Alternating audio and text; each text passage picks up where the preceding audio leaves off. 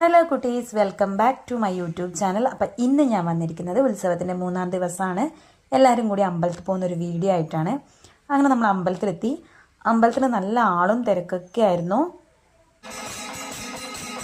പിന്നെ ഇതാ നമ്മൾ കുറച്ച് സമയം പഞ്ചവാദ്യമെല്ലാം കണ്ടുകൊണ്ട് നിന്നു. പിന്നെ തീരെ കുട്ടികളെയും കൊണ്ട് പറ്റാത്തതുകൊണ്ട് തന്നെ നമ്മൾ സ്ഥിരം ഇരിക്കുന്ന സ്ഥലത്ത് പോയി ഇരുന്നിട്ട് ഉത്സവം കാണാമെന്ന് കരുതി. അപ്പോൾ ഇന്ന് എന്താണെന്നറിയില്ല, സൺഡേ ആയതുകൊണ്ടായിരിക്കാം നല്ല തിരക്കായിരുന്നു അമ്പലത്തിൽ. ഉത്സവം ബാക്ക് സൈഡിൽ ഉണ്ടാവുമ്പം കൂടി ഫ്രണ്ടിൽ ഇത്രയും ആളുണ്ടായിരുന്നു. അങ്ങനെ ഇതാ ഉത്സവം ഫ്രണ്ടിലേക്ക് വന്നു. പിന്നെ ഇരുന്നിട്ട് കാണുന്നതാ നല്ലതെന്ന് തോന്നി. കുട്ടികളെയും കൊണ്ട് ഈ തിരക്കിൽ പോയി നിൽക്കുന്നത് നടക്കുന്ന കാര്യമല്ല. അങ്ങനെ കുറച്ച് സമയം ഉത്സവം കണ്ടിരുന്നു. പിന്നെ ഉത്സവം ഇന്ന് പെട്ടെന്ന് തന്നെ കഴിയും. ഇന്ന് പള്ളിക്കുന്ന് അമ്പലത്തിലേക്ക് എതിരേൽപ്പാണ്. അതുകൊണ്ട് തന്നെ ഉത്സവം പെട്ടെന്ന് കഴിഞ്ഞായിരുന്നു. ഇതാ ആന എതിരേൽപ്പിന് പോകാൻ റെഡിയായി നിൽക്കുന്നുണ്ട്.